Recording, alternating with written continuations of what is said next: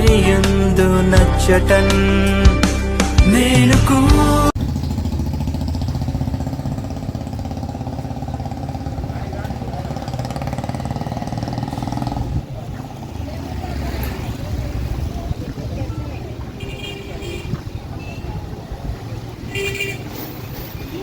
నాన్నమ్మ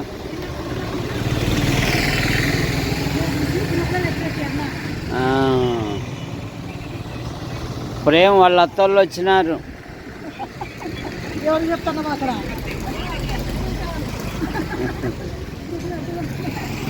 నువ్వు పాట పాడతావమ్మా? తాడు పాస్తారు ఎట్లంటే అట్లా చేసినామంటే కొడతాడు పాస్టర్. ఆడ పాస్టర్ గారు కొందనాలు చెప్పినావా?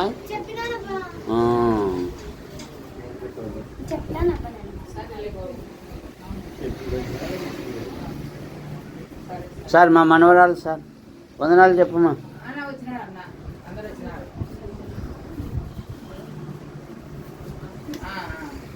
ఈయన డబల్ దానం సుందరి అమ్మా ఇదా నా పేరు ఆయనకుంది దానం.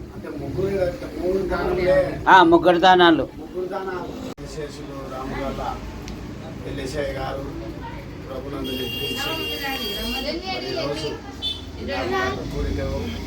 మీ అందరికీ పేరు పేరున వందనాలు తెలియజేస్తున్నాం. దేవుడు ఎలిషయ్య గారి ఆత్మ నిత్య విశ్రాంతి, సరోజమ్మ గారికి ఆదరణ కుటుంబీకులందరికీ ఆదరణ గురించి మన మధ్యలో ఉన్నటువంటి నీ నామం బట్టి తీసుకేసేసినయ ఎలిషయ్య గారి ఆత్మశాంతి జ్ఞాపకార్థం కూడికి ఈరోజు నైనా ప్రభు వారి కుటుంబాలు ఆదరణ, నెమ్మది, శాంతి, సమాధానం దయచేసి ప్రభావాన్ని తీసుకు కలగజేసి ఎలిషయ్య గారి లోటు ఈ కుటుంబానికి తీర్చే బాధ్యతను అనుగ్రహించమని యేసు పరిశుద్ధ నామం బట్టి వేడుకుంటున్నాం పరమ తండ్రి. ఆంధ్ర క్రైస్తవ కీర్తన పుస్తకంలో నుంచి 488వ కీర్తన ఘనమైన క్రీస్తు కృప నన్ను తెలుపుడని కీర్తనను మాట్లాడేసుకోవాలి.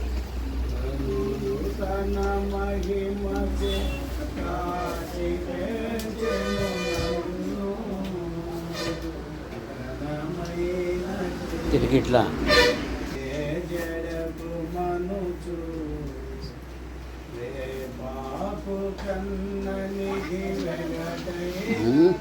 కనుడు నా దశ మనసు నోచుకొని కనిమాడి వలబడ చేపవని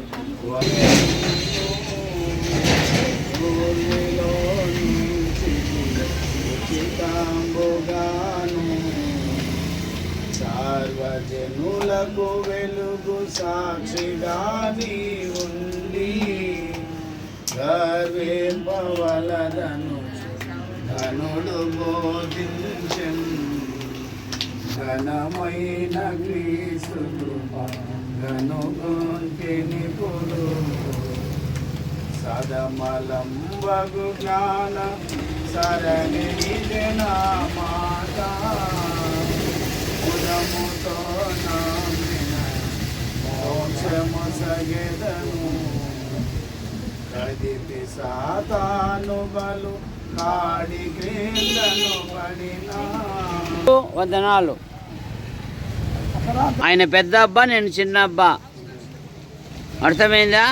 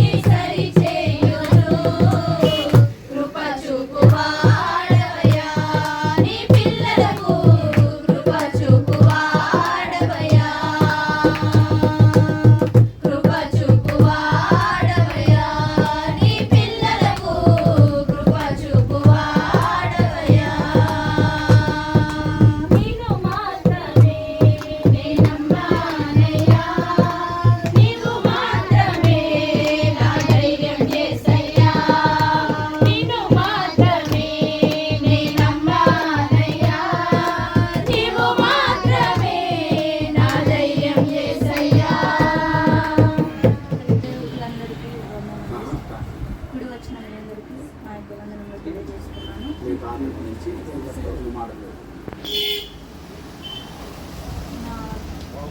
మా తాతగారు రామగాల ఎలీషా, మా తాతగారి పేరు. అతను ఎక్కువ నాతో స్నేహంగా ఉండేవాడు. నేను అతనిలో నేర్చుకున్నది ఏంటంటే, ఎన్ని కష్టాలైనా కానీ ఏమైనా కానీ చాలా ఓర్పుతో ఉండడం అతను నేర్పించాడు. ఎలాంటి వాళ్ళైనా కానీ ప్రేమతో చూడాలని నేర్పించాడు. అతను ఎంత అంటే, నాకు స్నేహితులు కావాలన్నప్పుడు అతను నా కోసం స్నేహితులయ్యాడు. అతనిలో ఎంత పరిశుద్ధత ఉన్నదనేది మేము చాలా బాగా చూసాము.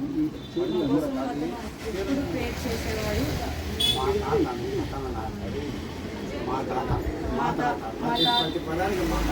మా తాతగారు మా కోసం చాలా ప్రేర్ చేసేవాడు. అతను కేవలము ఈ 2025లోనే 11 times బైబిల్ కంప్లీట్ చేయడం జరిగింది. అది చూసినప్పుడు మాకు చాలా వండర్ అనిపించింది. మా తాతగారు అలా ఎక్కువగా ఉండడం, అతనితో ఎక్కువ గడిపిన రోజులు, అతని జ్ఞాపకాలు మాకు ఎంతో ఎక్కువగా తోడున్నాయి. మాకు బలము, ఆదరణను ఇస్తున్నాయి. అదే కృప మాకు తోడుగా ఉండాలని సాక్ష్యాన్ని. Okay, God bless you.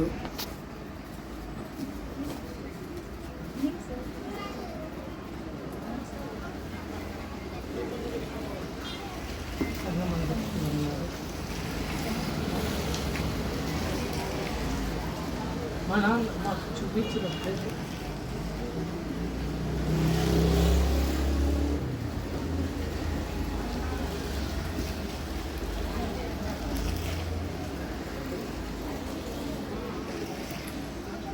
చాలా గొప్పది. ఈరోజు మేము ఈ స్థాయిలో ఉన్నాం అంటే దైవికంగా మమ్మల్ని చిన్నప్పటి నుంచి క్రీస్తులో ఎలా ఎదగాలి, ఎలా ఉండాలి అని మాకు చెప్పాడు. అంతేకాకుండా మా ఆయన ఒకటి చెప్పేవాడు, నేను మీకు ఆస్తులు ఇవ్వలేదు, అంతస్తులు ఇవ్వలేదు, ఈ పరిస్థితి గ్రంథం ఇస్తున్నాను, ఇదే మీకు ఆస్తి, ఇదే మీకు సర్వస్వం అని మాకు చిన్న బైబిల్ ఇచ్చినాడు. ఆ బైబిల్ ద్వారా మేము వాక్యానుసారంగా తెలుసుకొని ప్రార్థనలు ఎదగడానికి మాకు ఎంతగానో సహకరించాడు. ఈరోజు నేను ఉద్యోగం చేస్తున్నా అంటే కారణం వాళ్ళు నన్ను క్రీస్తు ప్రేమలో నడిపించడం ద్వారా నేను ఈ స్థాయిలో ఉన్నాను. కానీ మా నాన్న మా నలుగురు పిల్లల్ని ఎంతగానో ప్రేమించేవాడు. ఒక్కరు పలకరించకపోయినా కానీ నా దగ్గర వచ్చి ఏడ్చేవాడు. నన్ను ఎవ్వరు పలకరించారు. ప్రతిసారి నా దగ్గరకు వచ్చినప్పుడు అంతా ఏడ్చేవాడు, నేనేం చేయాలా అని. కానీ ఈరోజు మా నాన్న చూస్తుంటాడు పైన, అందరం కలిసే ఉన్నాం మేము. కానీ తను చనిపోయే ముందు కూడా మాకు చెప్తానే ఉన్నాడు. హాస్పిటల్లో ఒకటి చెప్తున్నాడు, నేను నువ్వు నా మీద ప్రేమతో చూపిస్తాను, నన్ను హాస్పిటల్కి నేను ఈ ఆదివారం కల్లా వెళ్ళిపోతాను, నువ్వు ఊరికి డబ్బులు దండ వేసుకుంటావు అని అన్నాడు. నువ్వు అట్లా మాట్లాడద్దు, నేను చూపిస్తాను, ఎక్కడైనా కానీ చూపిస్తాను. హాస్పిటల్ అన్నీ తిరిగినాను. మా నాన్న చిరునవ్వు నవ్వాడు, ఎందుకు నువ్వు అట్లా చేస్తాను, నేను వెళ్ళిపోతాను. అది ఎందుకు ఏమో కానీ మా అందరితో పంచుకోవడం జరిగింది. ఆఖరికి ఆయన హాస్పిటల్కి పోయే ముందు కూడా నన్ను యాడికి పిలిచిపోండి ఒక్కసారి, నేను యాడికిలో వెళ్ళిపోతానని చెప్పినాను. నాకు కోపం వచ్చి అట్లా మాట్లాడద్దు, నన్నే తిట్టేది బయట, అందుకొద్దు పోదాంపా అని హాస్పిటల్కి పోయినాను. హాస్పిటల్కి వెళ్ళిన తర్వాత మా నాన్న అక్కడ కూడా మాతో చెప్తున్నాను. వెళ్ళే సమయంలో అయితే అక్కడ జరిగిన కొన్ని సంఘటనలు హాస్పిటల్ దగ్గర ఉన్నంటే మా నాన్న చనిపోతానే అసలుకి మేఘాలు ఎక్కడి నుంచి వచ్చినాయో తెలియదండి. హాస్పిటల్కి భయంకరంగా వచ్చాయి, మెరుపులు మెరుస్తూ మా నాన్న చనిపోయిన స్థలంలోకి దిగుతా ఉన్నాయి మెరుపులు ఎవరు చూడలేరండి. మేము సాధారణంగా చూస్తున్నాం మెరుపులు, ఆ మెరుపులు వస్తుంటే మేము సాధారణంగా చూస్తున్నాం. భయంకరంగా దిగుతున్నాయి, 15 నిమిషాలు ఒకటే మెరుపులు దిగుతున్నాయి. ఏది జరిగిందని హాస్పిటల్లో పక్కన వాళ్ళందరూ వచ్చి ఎవరు చనిపోయినారు, అందుకు ఇట్లా జరుగుతుందంటే అందరూ వచ్చి చూసినారు. ఏమి అని మహానుభావుని నేను చూడాలి, ఒకసారి ఈ పుణ్యాత్మని నేను చూడాలని. మా నాన్నను బయటికి స్ట్రెచ్చర్ మీద తెచ్చే వరకు వర్షం రాలేదు. మా నాన్న కాళ్ళు అట్లా బయటకు పడితేనే వర్షం విపరీతంగా పడుతుంది. అందరూ మళ్ళీ మేము లోపలికి తీసుకొచ్చిన తర్వాత వార్డులో ఉన్న పేషెంట్లు అందరూ వచ్చి చూస్తున్నారు. మంచి పుణ్యాత్ముడు చనిపోయినట్టున్నాడు, ప్రకృతి తనకి స్వాగతం పలుకుతుందని అందరూ సాక్ష్యం చెప్పాలంటే ఇంకా నాకు ఏమి చెప్పలేని స్థితిలో ఉన్నాం. అసలుకి మా నాన్నకి నిజంగా దేవుని కృప ఉన్నది. ప్రతి డాక్టర్ మా నాన్నకి హాస్పిటల్లో ఉన్నటువంటి అందరూ డాక్టర్లు వచ్చి చూస్తారండి. చివరిగా వాళ్ళు చెప్పింది ఒకటే చెప్పారు, మీ నాన్నకు ప్రభు పిలుపున్నది బాబు, మీరు ధైర్యంగా ఉండాలని మమ్మల్ని ఆదరించుతారు. కానీ ఈరోజు మేము ఇలా ఉన్నామంటే అది కేవలం మా నాన్న ప్రేమ. మా నాన్న క్రీస్తులో మమ్మల్ని పెంచడం ద్వారా మేము ఈ విధంగా ఉన్నాము. అటువంటి తండ్రి మా మధ్యలో లేకపోవడం మాకు బాధాకరమే. కానీ ఒక సంతోషం ఏమంటే కనుక ఆయన ప్రభు సన్నిధానంలో ప్రభువుతో హ్యాపీగా ఉన్నాడనే ఒక సంతోషం మాకైతే. మరలా నేను ఉదయం ప్రార్థన చేసుకున్నప్పుడు వాకింగ్ వెళ్ళినప్పుడు నాతో ఒక మనిషి మాట్లాడుతున్నాడు కూర్చొని, ఎందుకు బాధపడుతున్నావు నువ్వు అని. అంటే ఎందుకు ఇట్లా జరిగిందంటే కనుక నువ్వు బాధపడాల్సిన అవసరం లేదు, నేను నీకు కొన్ని విషయాలు చెప్తాను. మీ నాన్న చనిపోలేదు, ఆయన ప్రభు సన్నిధానంలో ఉన్నాడు.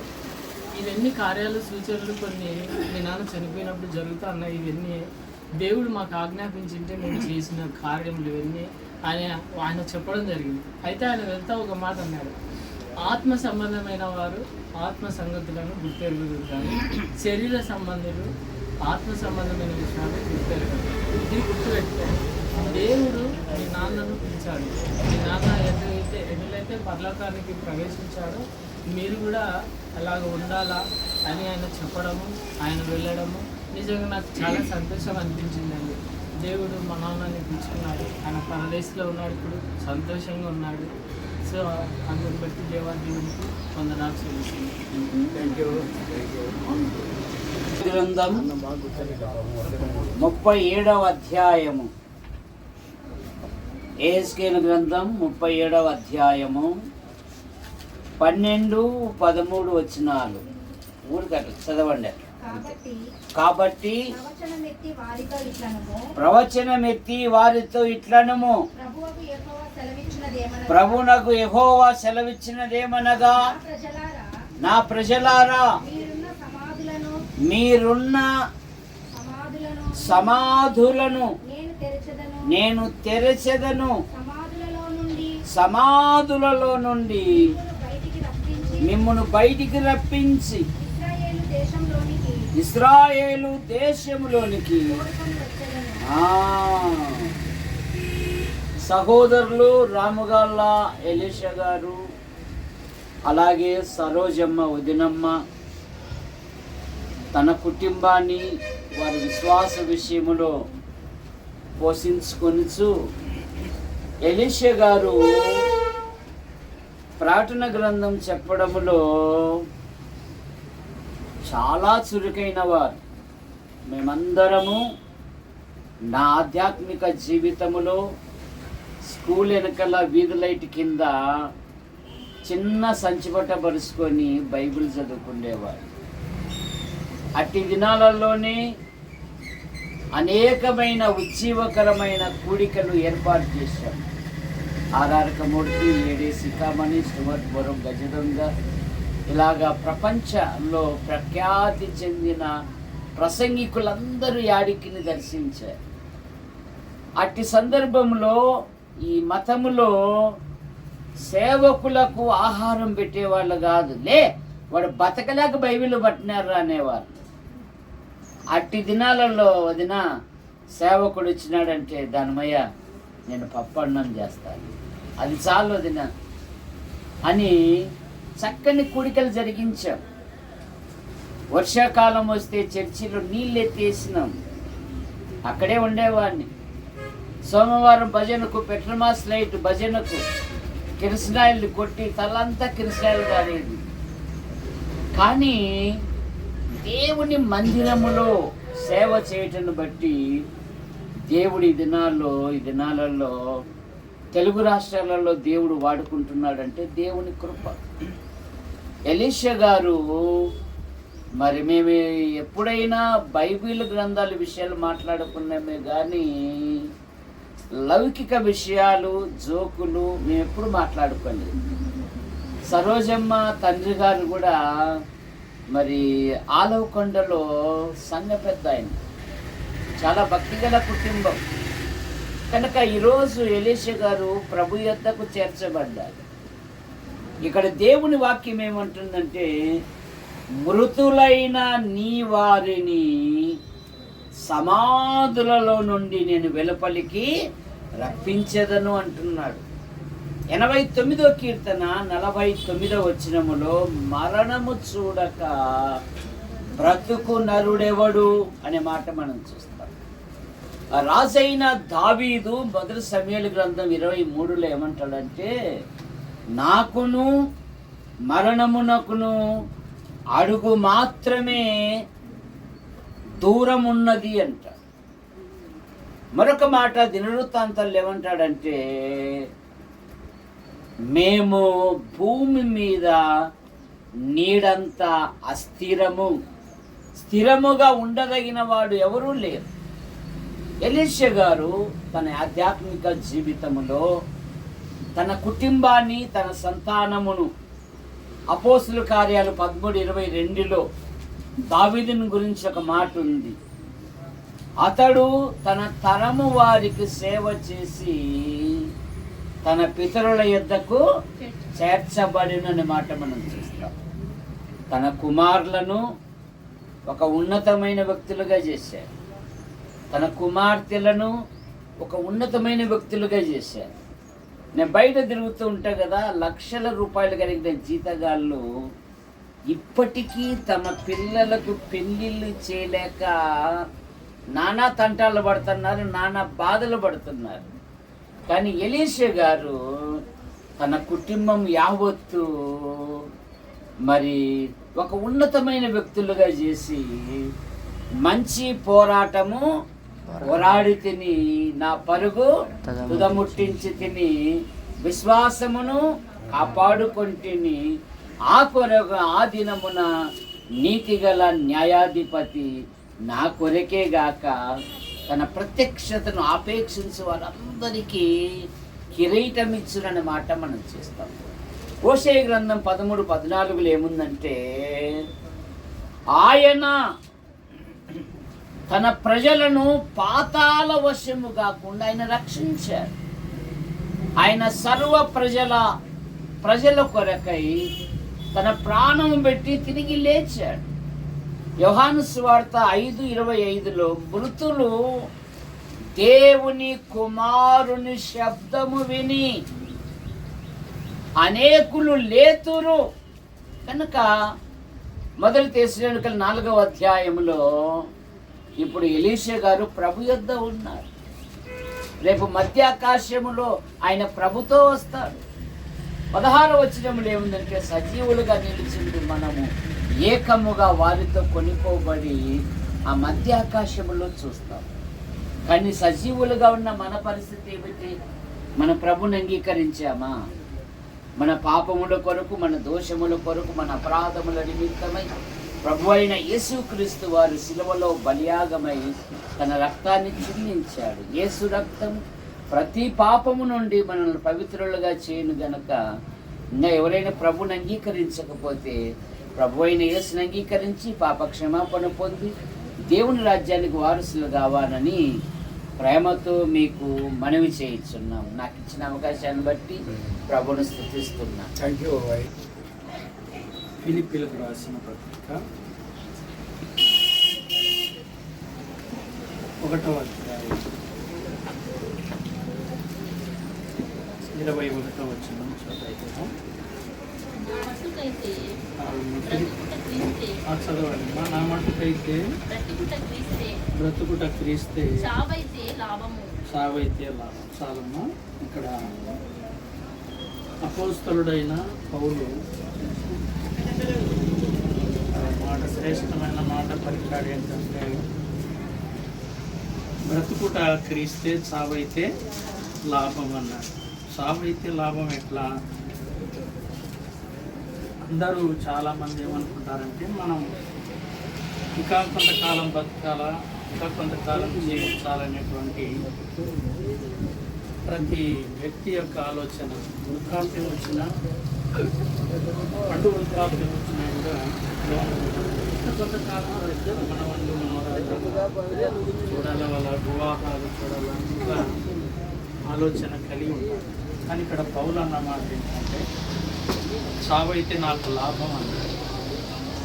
సావు ఎందుకు లాభం అనేటువంటి విషయం ఆలోచన చేస్తే, మరి ఈ లోకంలో మరి ఎలీషా గారు ప్రభుని నమ్ముకున్నారు, పాపాలు ఒప్పుకున్నారు, క్షమాపణ పొందారు, ప్రభు రక్తంలో ఆయన పాపాలు కడగబడ్డాయి, నీటి బాప్తిసం తీసుకున్నాడు, రక్షించబడ్డాడు.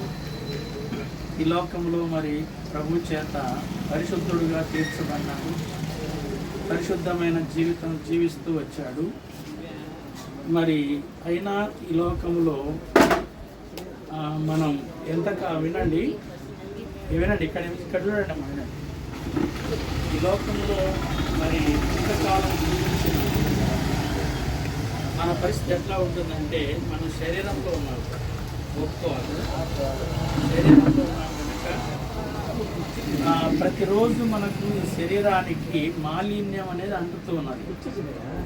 కంటి ద్వారా, అంటే చూపు ద్వారా, వినికిడి ద్వారా, తలంపుల ద్వారా, మాటల ద్వారా, క్రియల ద్వారా, జీవితం ద్వారా, బ్రతుకు ద్వారా మనకు ప్రతిరోజు ఈ మైల అనేది అంటుతూ ఉంది. మరి కొరింథీయులకు రాసిన 2వ పత్రిక 7వ అధ్యాయంలో అక్కడ రాయబడిన మాట మొదటి వచనం ఏంటంటే, ఆత్మకు శరీరానికి అంటుతున్న మైలను, కల్మషమును మరి కడుక్కుంటుండాలని చెప్పనేటువంటి మాట రాయబడింది.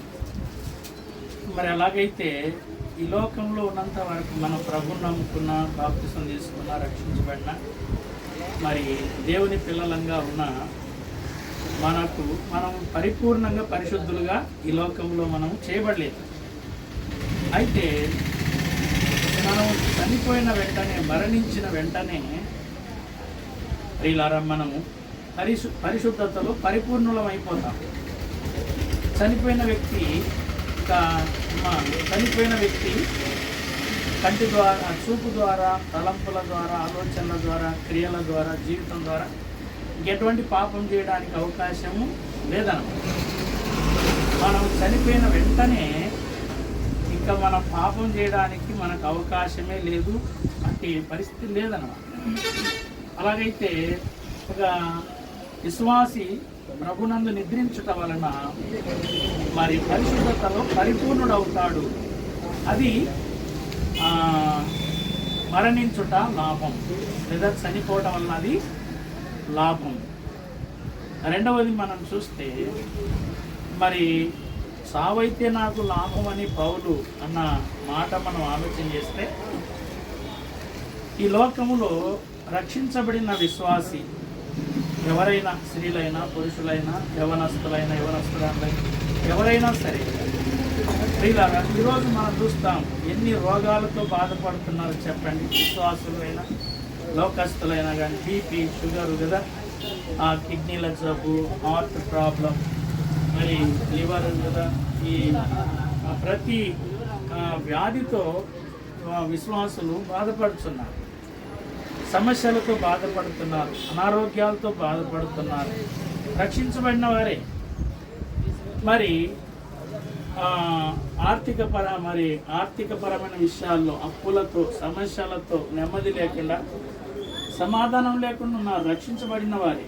అయితే విశ్వాసి చనిపోయిన వెంటనే, లేదా ప్రభునందు నిద్రించిన వెంటనే ఇంకా బీపీ, షుగర్లు, డయాబెటీస్ కదా, ఈ రోగాలు, జబ్బులు, వ్యాధులు ఏమీ కూడా ఉండవు. అప్పుల సమస్యలు, ఆర్థికపరమైన సమస్యలు, ఎటువంటి సమస్యలు కూడా ఉండవు. ఇది ప్రభునందు నిద్రించిన దేవుని పిల్లలకు సావు అంటే, సావు ద్వారా ఏముంది? రెండవ లాభం అన్నమాట. చనిపోయిన వ్యక్తికి లోకంలో రోగాలతో, జబ్బులతో బాధపడుతున్నాడు, సమస్యలతో బాధపడుతున్నాడు. ప్రభునందు నిద్రించిన వెంటనే ఇవన్నీ కూడా సమస్యలన్నీ తొలగిపోతున్నాయి. ఇంకా ప్రశాంతతగా, నెమ్మదిగా ప్రభు దగ్గర ఉన్నాయి. అది చావైతే లాభం రెండవది. మూడవది ఏంటంటే చనిపోయిన వ్యక్తిని మన ఎలీషాయి గారు కూడా అనారోగ్యంతోనే చనిపోయినట్టుగా ఉంది కదా, అనారోగ్యంతోనే చనిపోయినట్టుంది. ఇప్పుడు ఇంకా ఆయనకు పరలోకంలో అనారోగ్యం లేదు, సమస్య లేదు, వ్యాధి లేదు, రోగం లేదు. యెషయా గ్రంథం 33వ అధ్యాయం చివరి వచనంలో అక్కడ నివసించేవారు శరీరములో దేహములో నాకు బాగులేదని ఎవరు కూడా చెప్పరనేటువంటి మాట రాయబడింది. పరలోకంలో వ్యాధులు, రోగాలు, జబ్బులు, సమస్యలు, అనారోగ్యాలు ఏం కూడా. కాబట్టి ఎలీషాయి గారికి రెండవ లాభం ఏంటంటే ఆయన ప్రభునందు నిద్రించడం వలన సమస్యలన్నీ వదిలిపెట్టుకొని మరి నెమ్మదిగా ప్రభు దగ్గర ఉన్నాడు. మూడవది ఏంటంటే మరి మనం ప్రభునందు నిద్రించిన ఎలీషాయి గారు పౌలు అన్నాడు నాది చనిపోతే లాభం అన్నాడు. లాభం ఏంటి, ఎట్లా లాభం అంటే ఈ మట్టి శరీరంలో ఉన్నాడు ఎలీషాయి గారు. మరి చనిపోయిన తర్వాత నిద్రించిన తర్వాత ఆయన తీసుకువెళ్ళి ఎక్కడ పెట్టారు చెప్పండి? సమాధిలో పెట్టారు, మట్టిలో పెట్టారు కదా. మన అయినది వెనకట్టడం వల్లనే మట్టిలో పెడతారు, ఆత్మ దాన్ని దయచేసిన దేవుని వద్దకు చేరుతారని ఉంది. ఇప్పుడు మనకు ఎలీషాయి గారి మట్టి శరీరాన్ని మనం మట్టికి చేశాం, కానీ రేపు ప్రియులారా ప్రభు వచ్చినప్పుడు ఎట్లా వస్తాడు? మట్టి శరీరంతో వస్తాడా? మహిమ శరీరంతో వస్తాడు. కనుక అది ప్రభునందు మృతులైన వారికి లేదా చనిపోయిన వారికి లాభం ఏంటంటే అదనమాట. చనిపోవడం వలన లాభం ఏంటంటే మూడవది మట్టి శరీరంతో పాతిపెట్టబడ్డాము ఎలీషాయి గారిని, రేపు మహిమ శరీరంతో వస్తాడు, అది లాభం సావైతే అనమాట. నాలుగవది మనం చూస్తే మరి ఒక వ్యక్తి మా పౌలు అన్నాడు సావైతే నాకు లాభం అన్నాడు. ఎట్లా లాభం అని అంటే మరి ఆయన ఈ లోకంలో ఉన్నప్పుడు మన విషయం చూద్దాం. ఎవరైనా ప్రభుని చూసారా? మనం యేసు ప్రభుని నమ్ముకున్నాం, కానీ ఎవరు ప్రభుని మనం చూడలేదు కదా. కానీ ఒకరోజు మనము ఈ లోకంలో చనిపోతానే నిద్రిస్తానే ప్రభు యొక్క ముఖ దర్శనం చేసుకుంటాం. అంటే ప్రభును ముఖాముఖిగా చూస్తాం. కీర్తనల గ్రంథంలో 11వ కీర్తనలో 17వ కీర్తనలో ఆ మాట ఉన్నాయి. మరి నేను మేలుకొని ఆయన ప్రభు యొక్క ఆయన ప్రభావ స్వరూపాన్ని నేను చూస్తానంటాను. కాబట్టి ఈ లోకంలో ఎవరు కూడా ప్రభును చూడలేరు, చూసిన వారు బ్రతకరని వ్రాయబడింది. మరి ఈ లోకంలో మరి మనము ప్రభుని చూడలేదు కదా. పేతురు రాసిన మొదటి పత్రిక 1వ అధ్యాయంలో మనం ప్రభును చూడకపోయినా ఏం చేస్తున్నామమ్మా? ప్రభును ప్రేమించుతున్నాం కదా. ప్రభును చూడకపోయినా ఆయన విశ్వాసం ఉంచి ఉన్నాము. విశ్వాసమునకు కలిగినటువంటి ఫలం ఏంటి? ఆత్మరక్షణ అన్నాడు. కాబట్టి ఈ లోకంలో మనం ఉండగా ప్రభును చూడలేము కనులారా, కానీ చనిపోయిన వెంటనే ప్రభును పరలోకంలో ముఖాముఖిగా చూస్తాము. అది చావైతే లాభం. నాలుగవది. ఐదవది ఏంటంటే మరి ఎలీషాయి గారు ఈ లోకంలో ప్రభుని నమ్ముకున్న తర్వాత ఎంతో ప్రార్థన చేశాడు. కొడుకుల కోసం, కోడళ్ళ కోసం, బిడ్డల కోసం, అల్లుళ్ళ కోసం, మనవళ్ళు మనవరాళ్ళ కోసం, ఆయన భార్య కోసము, మరి సంఘంలో ఉన్న పరిశుద్ధుల కోసము, అనేక మంది కోసం ఆయన బ్రతికిన కాలం అంతా ప్రార్థన చేశాడు, సేవ చేశాడు, సువార్త చెప్పాడు. మరి ఇప్పుడు చనిపోయిన తర్వాత ఆయన ప్రభు దగ్గర ఉన్నాడు. మరి ప్రభు పరలోకంలో నుండి ఎలీషాయి గారిని వెంటబెట్టుకొని వచ్చినప్పుడు ఆయన డైరెక్ట్గా భూమి మీదకి వస్తాడు. భూమి మీద ఎక్కడ ఆయన పాతిపెట్టారో అక్కడ ఆయన మహిమ శరీరంతో లేపబడతాడు. సజీవులమై నిల్చుని మనం ఆయనతో కూడా ఏకముగా మేఘమండలం మీద ఆకాశ మండలానికి కొనిపోబడతాం. అక్కడ ఈ లోకంలో ఎలీషాయి గారు చేసిన సేవకు క్రీస్తు న్యాయపీఠం ఎదుట బహుమానం ఉన్నది, జీతం ఉన్నది, అలాగూ కిరీటం ఉన్నది అన్నమాట. అది చనిపోవటం ద్వారా లాభం అనే విషయాన్ని జ్ఞాపకం చేస్తున్నాను. పౌలు అన్నటువంటి మాట ప్రియులని ముగిస్తున్నాను. పౌలు అన్నటువంటి మాట బ్రతుకుడైతే క్రీస్తే, చావైతే నాకు లాభం అన్నాడు. ఎందుకు లాభము? చావైతే ఎందుకు లాభం అంటే ఈ లోకంలో చనిపోతానే ఇంకా పరిశుద్ధతలో పరిపూర్ణుడై ప్రభుతో ఉంటాడు. రెండవది చావైతే లాభం ఏంటంటే ప్రియులారా, రోగాలతో, జబ్బులతో, వ్యాధులతో ఉన్నవాడు మరి చనిపోయిన వెంటనే ఆరోగ్యవంతుడై ప్రభుతో మరి ఉంటాడు. అది రెండవ లాభం. మూడవది ఏంటంటే మరి మట్టి శరీరంలో ఉన్న వ్యక్తి చనిపోయి పాతి పెట్టబడిన తర్వాత ప్రభు వచ్చినప్పుడు మహిమ శరీరంతో లేపబడతాడు. అది చావైతే లాభం మూడవది. నాలుగవది ఏంటంటే మనం చనిపోయిన వెంటనే మరి పరలోకంలో ఉన్న ప్రభువును ముఖాముఖిగా చూస్తాము. అది చావైతే లాభం. మరి ఐదవది మనం చూస్తే మరి మనం ఈ లోకంలో సేవ చేసిన దానికి క్రీస్తు న్యాయపీఠం ఎదుట బహుమానం జీతం పొందుతాం. చావైతే లాభం. కాబట్టి ఎలీషయ్య గారు ఈ 5 విషయాల్లో కూడా ఆయనకు ఈ చావు ఆయనకు లాభం అనేటువంటి విషయాన్ని జ్ఞాపకం చేస్తున్నాం. ఇది మనందరికి కూడా పౌలు చెప్పిన మాటల ఆదరణ. ఈ మాటల చేత ఒకరినొకరు ఆదరించుకునుడే అన్నాడు. కాబట్టి ఎలీషయ్య గారి ప్రభు దగ్గరికి వెళ్ళాడు. ఆయన విడబడిన కుటుంబాల కోసం మనం ఆదరణ కోసం ప్రార్థన చేద్దాం. ప్రభు మాటలు దీవించను గాక. అవకాశం ఇచ్చిన పాస్టర్ గారికి థ్యాంక్ యూ.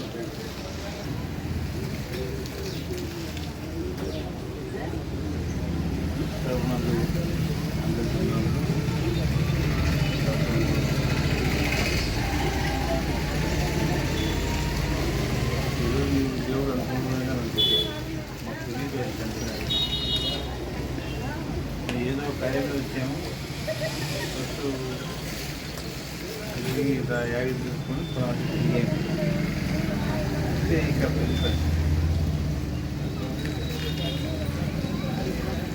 దేవుడు అనుకుంటూ తెలియదు.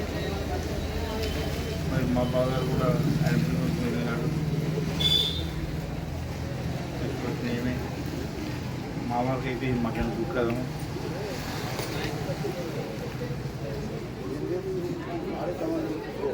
మా బావగారు ఎంతో ప్రేమించేవాళ్ళు కూడా ప్రభుని ఎక్కువ ప్రేమించేవాడు. ప్రార్థనలో ఉండేవాడు.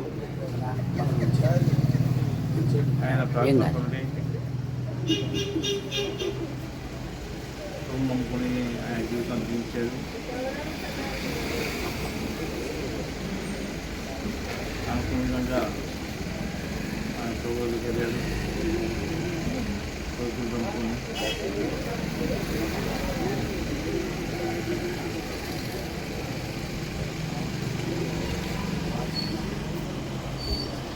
సమయంలో నేను వచ్చినందుకు ఎంతో బాధగా ఉంది. నేను ఊహించలేదు పాల్గొంటామని. దేవుడు నేను తన మహిమ చేస్తున్నాడు.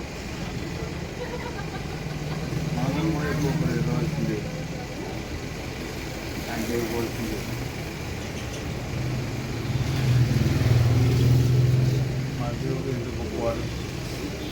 ఆయన అందరినీ చేయలేని వాళ్ళు చెల్లించారు. ఆయన అందరినీ ఆదరించేవాడు. అందరికీ సమాధానం ఇచ్చేవాడు. అందరికీ నెమ్మది కలిగేవాడు.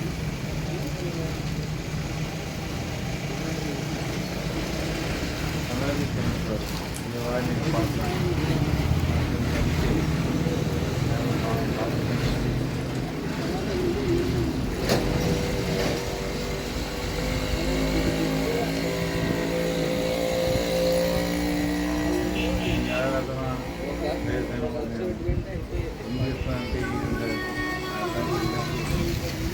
పాల్గొని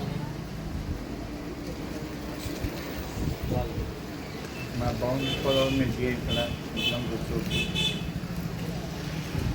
కానీ అనుకున్న విధంగా కనిపించడానికి వాడుతుంది.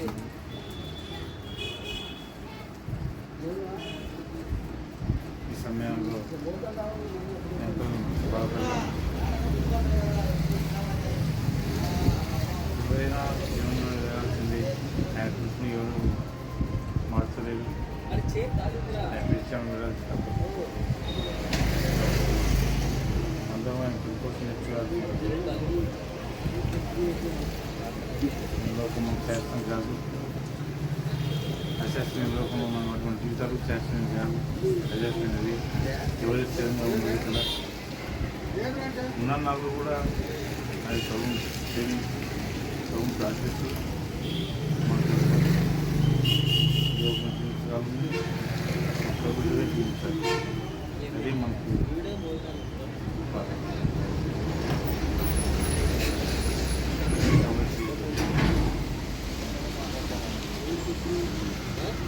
కాబట్టి ఏంటంటే మన దర్శనాలు ప్రభుత్వమే చదువుకుంటూ ఆయన కుటుంబం జీవించాలి, ఆయన ఆయన అనుకుని ఆయన జీవించాలి. ఆయనే మనకు జీవించాలి.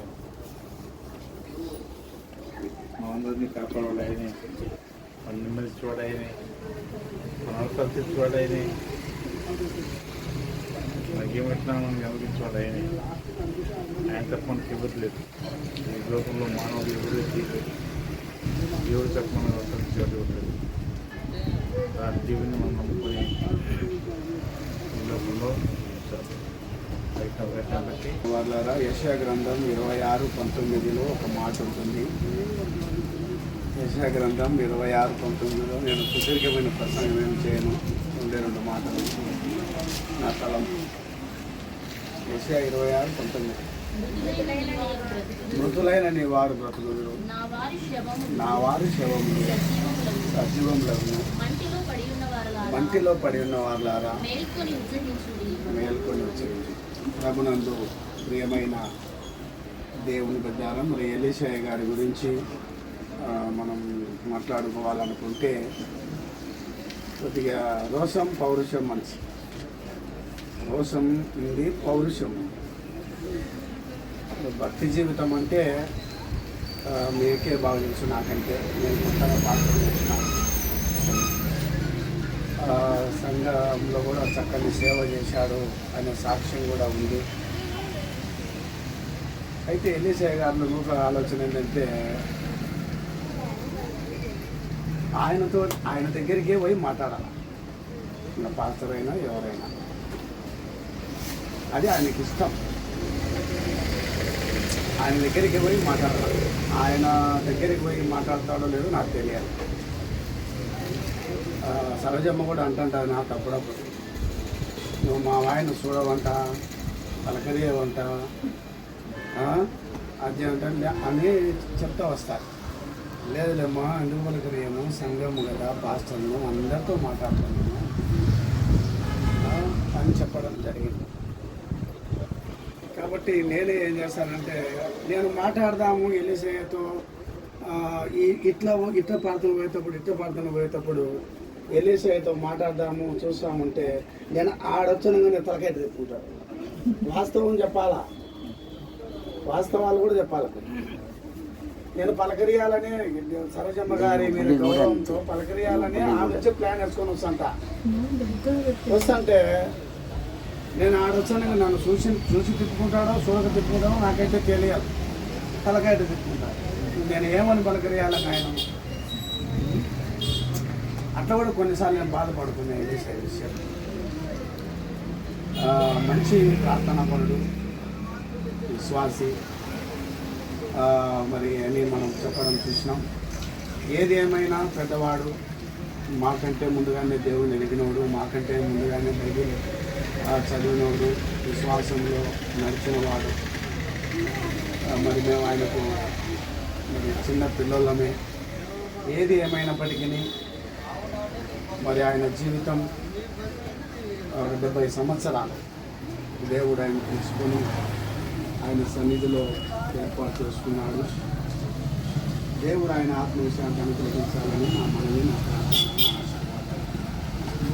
ఇశ్రాయేలీయుల ప్రజలకు దేవుడు ఇస్తున్నటువంటి ఒక అభయముతో కూడినటువంటి వాగ్దానం. ఇశ్రాయేలీయుల ప్రజలకు దేవుడు అభయముతో కూడినటువంటి వాగ్దానం ఏంటంటే, మృతులైన నీ వారు బ్రతుకులు, నా వారి శవములు సజీవములు. అందరూ బ్రతుకుతారు, చచ్చిపోయిన వాళ్ళందరూ బ్రతుకుతారు. బతుకుతారా? బతకరా? మంచోళ్ళు బతుకుతారు, మీకు తెలుసో తెలియదు, మళ్ళా చెడ్డోళ్ళు బతుకుతారు, మంచోళ్ళు బతుకుతారు, అందరూ బతుకుతారు. నువ్వు సమాధిని ₹1,00,00,000 పెట్టి కట్టు, ఏమీ లేకుండా శుద్ధరాలు లేచిరా. ఈ సమాధిలో ఉండే ఆయన లేచాడు, ఆ సమాధిలో ఉండే ఆయన లేస్తాడు. అయితే అందరూ బ్రతుకుతారు, కానీ బ్రతికిన తర్వాత ఉంది జీవితం. దానియేలు గ్రంథంలో ఉంటుంది, ఏం చదవద్దులేదు, 12వ అధ్యాయంలో ఉంటుంది. ఏముంటుందంటే సమాధిలో నుంచి లేపబడిన తర్వాత కొందరు జీవ పునరుత్థానానికి, కొందరు నిందల పాలకు ప్రయాణం అవుతారు. కొందరు ఎక్కడంట జీవ పునరుత్థానానికి దావ పట్టుకుంటారు. అంటే భూలోకంలో నీతియుతంగా జీవించిన వాళ్ళు అయితే, భూలోకంలో గొర్రెపిల్ల రక్తంలో కడగబడిన వాళ్ళు అయితే వాళ్ళు జీవ పునరుత్థానానికి ప్రయాణం చేస్తారంట. భూలోకంలో గొర్రెపిల్ల రక్తంలో కడగబడకుండా, ఒకవేళ కడగబడి కూడా సరి అయినటువంటి అర్థవంతమైన జీవితం జీవించకుండా ఎవరైతే ఈ లోకంలో జీవిస్తారో వారు నిందల పాలవుతారంట. అయ్యో మేము మోసపోతుమే, అయ్యో మేము చూడండి నాకెళ్ళి, అయ్యో మేము మోసపోతుమే. బైబిల్లో మీకు తెలుసు కదా ఒక స్టోరీ, ధనవంతుడు బీద లాజరు. ధనవంతుడు ఎక్కడున్నాడు? పాతాళంలో ఉన్నాడు. లాజర్ ఎక్కడున్నాడు? అబ్రహాం రొమ్మునున్నాడు. మరి పాతాళంలో ఉన్న ధనవంతుడు ఏమంటున్నాడు? అయ్యా నాకు 5 సహోదరులు ఉన్నారు, వాళ్ళకి గతి పట్టకుండా ఉండాలంటే నాకు ఒక అవకాశం ఇచ్చిపోయి చెప్పేస్తా, మీ జీవితాలు సరి చేసుకుంటూ నేనైతే ఇక్కడ జీవించినాను అని చెప్తే ప్రభు ఏమంటాడు? ఇక్కడోళ్ళు అక్కడికి, అక్కడోళ్ళు ఇక్కడికి పోవడానికి వీలే, ఏది ఏమైనా బ్రతికి ఉన్నప్పుడే, ఏదేమైనా బ్రతికి. అందుకే బైబిల్ ఉంది, వాని నీతి క్రియలను బట్టి నేను ప్రతిఫలం. దేవుని బిడ్డలారా, దానియేలు గ్రంథంలో స్పష్టంగా సమాధిలో నుంచి లేపబడిన తర్వాత కొందరు ఎక్కడికి? పరలోకానికి, కొందరు నిత్య నరకానికి ప్రయాణం చేస్తారు. కాబట్టి నేను అనుకుంటా ఉన్నాను, ఎలీషా గారు పుట్టుక నుంచి యవ్వన జీవితం నుంచి మరి కొంచెం కడుపుగా కఠినంగా ఉన్నప్పటికీ భక్తిపరుడు హల్లెలూయా, భక్తిపరుడు దాంట్లో నేను సందేహం లేకుండా చెప్పగలను. మరి దేవుడు మరి ఆయన సమాధుల నుంచి లేపబడిన తర్వాత మరి ఆయనను వెంట పెట్టుకొని ఆయన ఉన్న స్థలానికి ఆయన తీసుకొని వెళ్ళి నిత్యము తన పిల్లల కొరకు ఆయన విజ్ఞాపన చేసే బిడ్డగా ఉండే స్థలంలో దేవుడు ఆ బిడ్డను ఉంచి కాపాడును గాక. తలలు వంచి ప్రార్థన చేసుకుందాం. సకల ఆశీర్వాదములకు కారణభూతుడు అయిన మా ప్రియ పరలోకపు తండ్రి, జీవం గల దేవ, నీకే వందనాలు, స్తుతులు, స్తోత్రాలు చెల్లిస్తున్నాం నాయన.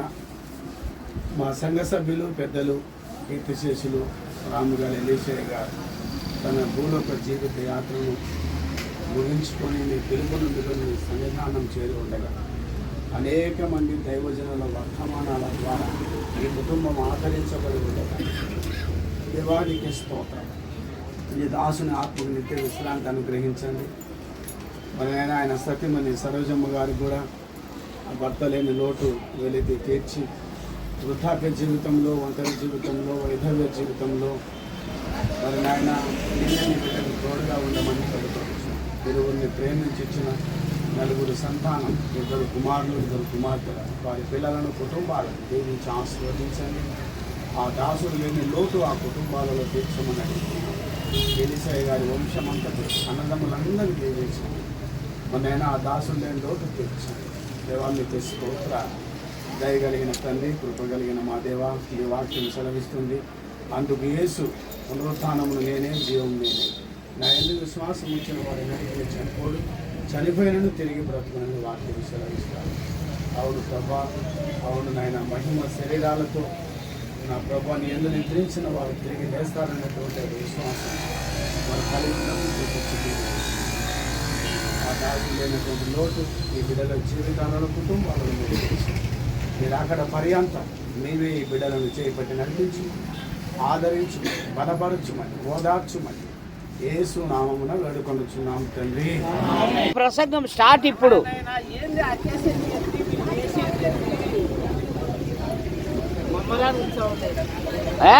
మిమ్మల్ని లేకపోతే అంతే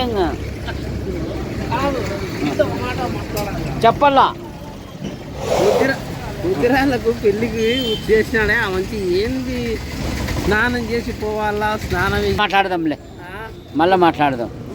బో పొద్దుటేమా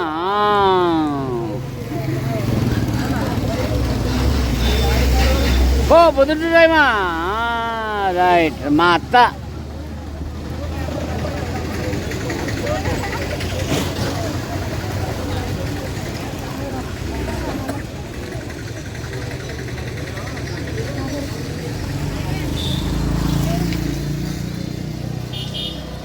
చెప్పనా ఎన్నో ఆలోచనలు బాబు ఏమో చెప్తాను.